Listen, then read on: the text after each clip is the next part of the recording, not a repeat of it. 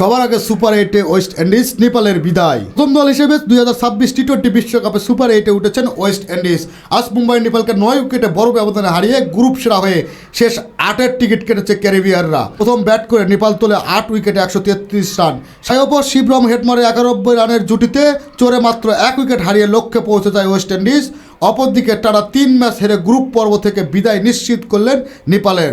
Run তারায় ক্যারিবিয়ারে উদ্বোধনী জুটি থেকে পায় 43 রান। রান্ডম কিং 22 রান করে ফেরার পর হেটমায়ারকে নিয়ে বাকি কাজ সারেন অধিনায়ক হোপ।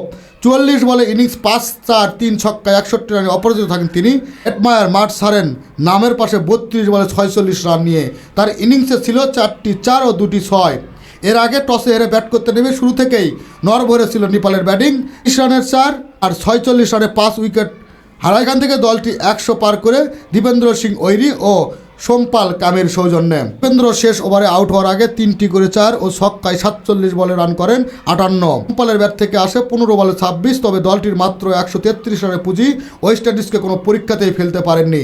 সি গ্রুপে স্কটল্যান্ড ও ইংল্যান্ডের পর নেপালকে হারিয়ে ক্যারিবিয়ানদের পয়েন্ট 3 ম্যাচে 6, সমান ম্যাচে ইংল্যান্ডের পয়েন্ট 4, 3 ম্যাচ খেলা স্কটল্যান্ড, 2 ম্যাচে খেলা ইতালির পয়েন্ট 2 করে।